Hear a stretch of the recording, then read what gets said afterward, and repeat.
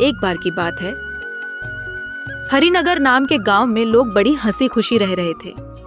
होली का त्योहार नजदीक था, इसलिए सभी तैयारियों में व्यस्त थे।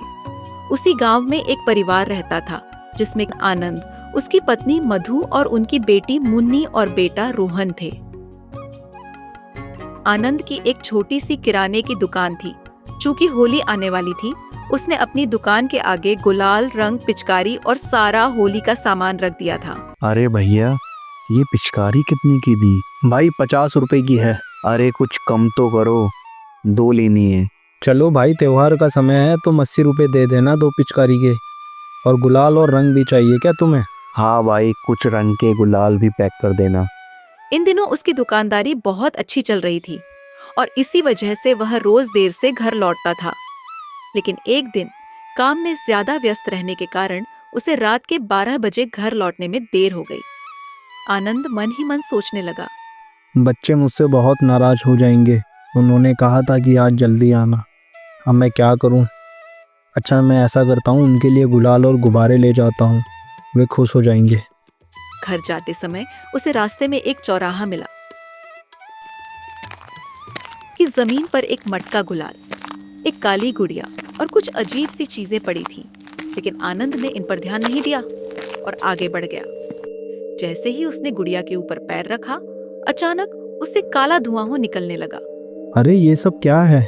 और ये सब यहाँ किसने रखा है? मुझे कुछ ठीक नहीं लग रहा। भगवान, मेरे और मेरे परिवार की रक्षा करना। और इतना कहकर आनंद घर की तरफ फिर से चल देता है। वही आनंद के जाने के बाद उस जगह से धुएं के साथ ही एक भयानक चुड़ैल प्रकट हुई और जोर जोर से हंसते हुए बोली, मैं आजाद हो गई, मैं आजाद हो गई। उसने हवा में गुलाल उछालना शुरू कर दिया और पागलों की तरह हंसने लगी। फिर वह आनंद के पीछे पीछे चलने लगी। जब आनंद घर पहुंचा तो वह भी उसके साथ घर तक आ गई। घर पहुंचकर जब आनंद ने बच्चों को गुलाल निकालकर देने के लिए थैली खोली तो उसमें कुछ भी नहीं था।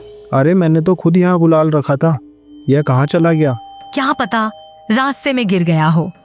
आनंद और उसका परिवार सो गए, लेकिन रात में चुड़ैल चुपके से घर में घुस आई और रसोई में रखी गुजिया देखकर खुशी से उछल पड़ी। अरे वाह, इतनी सारी गुजिया, मेरे तो मजे ही मजे हैं। चुड़ैल गपागप सारी गुजिया खा गई और फिर बाहर पेड़ पर सोने चली गई। सुबह जब मधु ने रसोई में देखा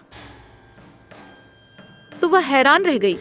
अरे, रात को यहाँ ढेर सारी गुजिया रखी थी, अब एक भी नहीं बची।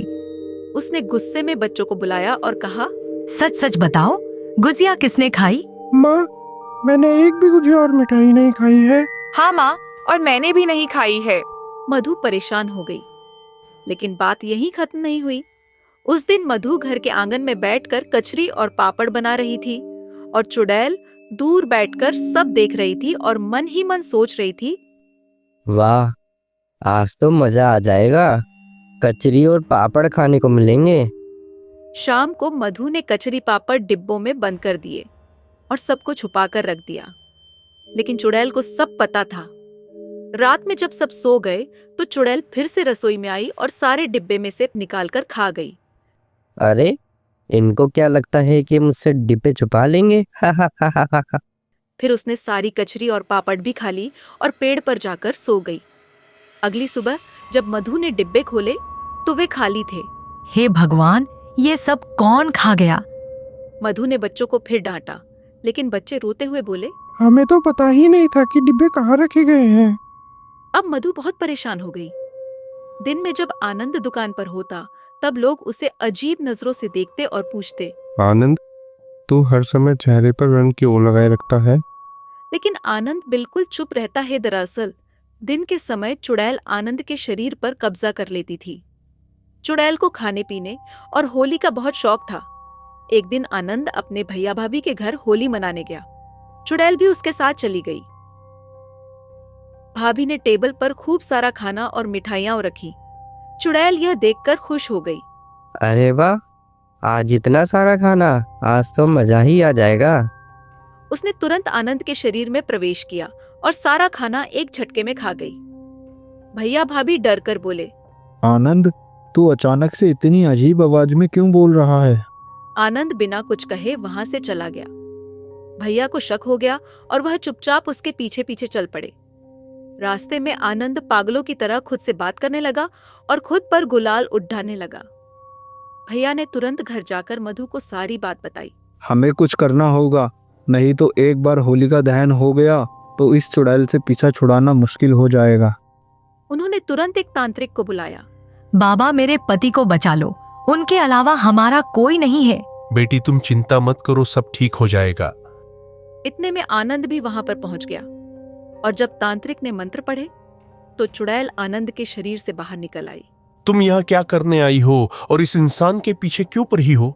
हाँ हाँ, मुझे इसने ही आजाद किया था, मैं इसी के साथ रहूंगी। तू चाहती क्या है? मुझे बस होली खेलनी है और पकवान खाने हैं। चुड़ैल ने कहा। जब मैं जिंदा थी तब बहुत गरीब थी, कभी होली नहीं मना पाई, ना पकवान खाए। एक दिन बीमारी से मर गई और तुम जैसे तांत्रिक ने मेरी आत्मा को बंधक बनाकर उस गुड़िया में कैद कर दिया। अगर तू किसी को नुकसान नहीं पहुंचाएगी तो हम हर साल तुझे बुलाकर होली खिलाएंगे। चुड़ैल मान गई और अगले दिन पूरे गांव के साथ होली खेली। अब हर साल होली पर चुड़ैल आती है, होली खेलती है, पकवान खाती है और फिर चली जाती है।